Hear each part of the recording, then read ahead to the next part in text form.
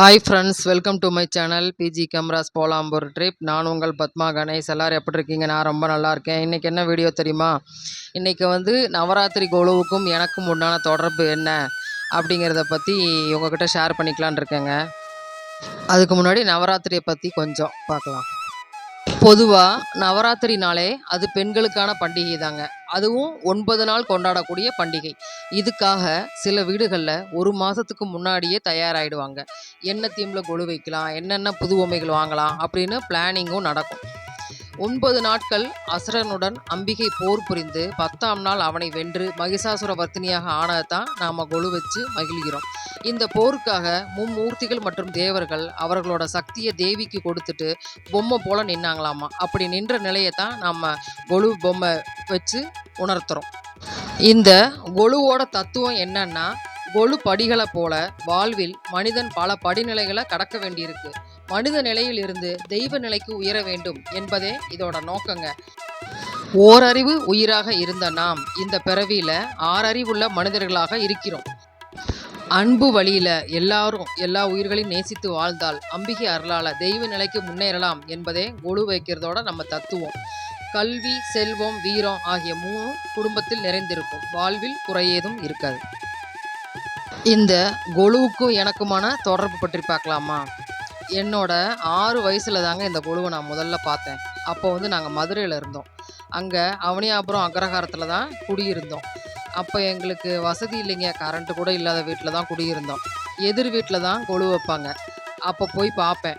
ரொம்ப ஆசையாக இருக்கும் அந்த பொம்மையில் பார்க்க. அதுக்கப்புறம் மதுரை சிம்மக்கல்ல நாங்கள் குடியிருந்தப்போ +2 படிச்சுட்டு இருந்தேன். பக்கத்து வீட்டில் வைப்பாங்க. அவங்க எப்படி வைப்பாங்கன்னா, ஒரு செல்ஃபில் ஒரு ட்ரங்கு பெட்டி வச்சு அது மேலே ஒரு படி வைப்பாங்க.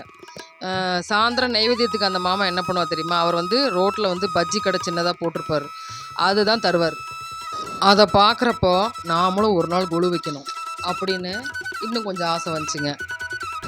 அப்புறம் அப்பா வேலை நிமித்தமாக வேலூருக்கு மாற்றி போயிட்டோம். அங்கே வந்து அப்பா நான் 2 பேரும் வேலைக்கு போனதுனால கொஞ்சம் எங்கள் வாழ்க்கை மாறிச்சுன்னு வச்சுக்கோங்க. எங்கள் பாட்டி வந்து, அதாவது அப்பாவோட அம்மா, அவங்களோட பொம்மையெல்லாம் எல்லா பேரம்பேத்திக்கும் கொடுத்தாங்க. அப்போ எனக்கும் கிடைக்கும்னு கொஞ்சம் ஆசைப்பட்டேன். ஆனால் என்ன, நான் கொஞ்சம் லேட்டாக போயிட்டேன்னா அதனால் கிடைக்கலைங்க. என்னாச்சுன்னா, கொலு மேலே இன்னும் எனக்கு கொஞ்சம் ஆசை அதிகமாகிடுச்சு. சரி நம்மளே வாங்குவோம் அப்படின்னு ஒவ்வொரு பொம்மையாக வாங்கி நானும் எங்கள் அம்மாவும் சேர்க்க ஆரம்பித்தோம். இப்படித்தாங்க நான் கொலு வைக்க ஆரம்பித்தேன். அதனால் எனக்கு கொலுன்னா ரொம்ப பிடிக்கும். சரி, இனி என்னோடய ஒவ்வொரு கொலுவாக பார்க்கலாமா? அப்போல்லாம் கேமரா இல்லை.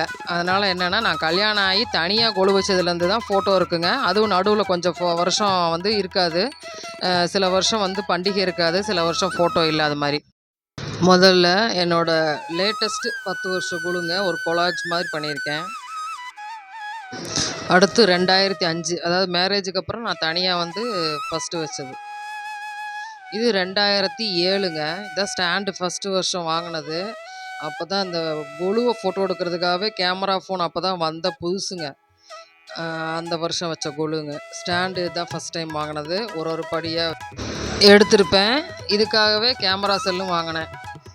ஃபோட்டோ எடுக்கிறதும் பிடிக்கும், கொலுவும் பிடிக்கும்.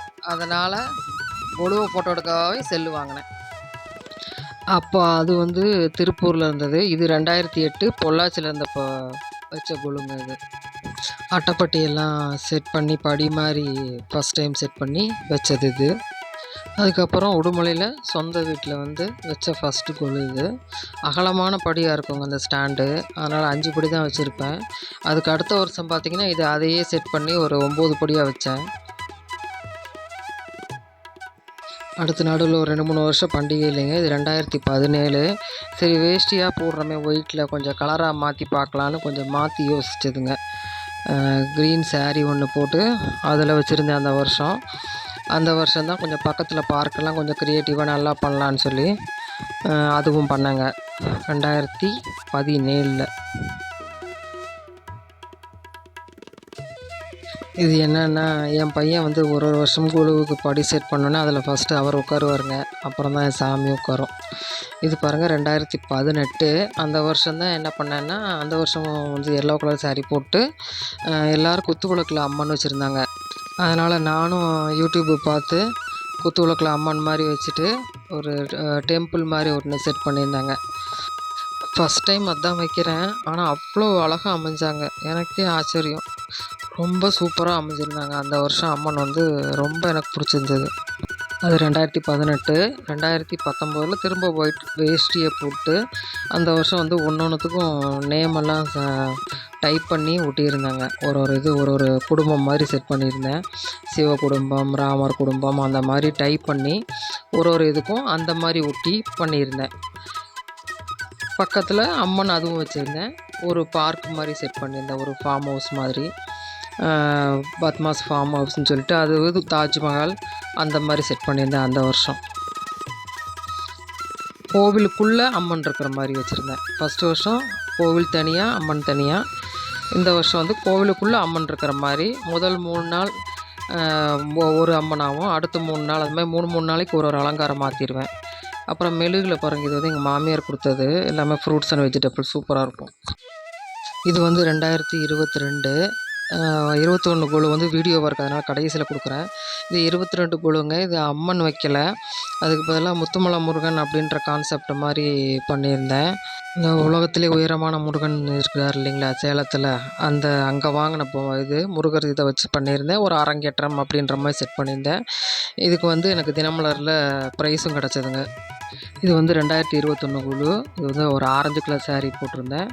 அம்மன் வச்சுருந்தாங்க. கணேசபுரம் அப்படின்னு ஒரு ஊர் மாதிரி செட் பண்ணியிருந்தேன். கோவில், அப்புறம் ஹாஸ்பிட்டல் அந்த மாதிரி எல்லாமே வச்சு ஒரு ஊர் மாதிரி செட் பண்ணியிருந்தாங்க. இந்த வீடியோவில் அடுத்து பாருங்கள்.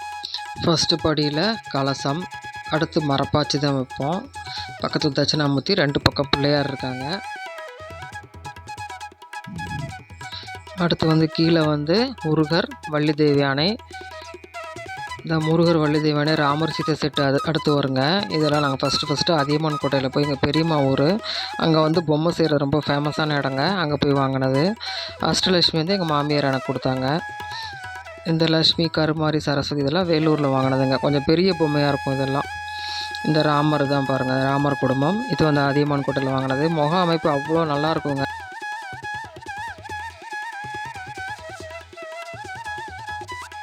அடுத்து கீழே மகிஷாசுரவர்தினி, லக்ஷ்மி, சரஸ்வதிங்க. குருவாயூரப்பன், பக்கத்தில் அன்னபூரணி, வெண்ணெய் திருற கிருஷ்ணர், உரலில் கட்டி வச்சுருக்கிற கிருஷ்ணர். அதுக்கு அடுத்து வந்து தசாவதாரம். இது எங்கள் மாமியார் கொடுத்ததுங்க.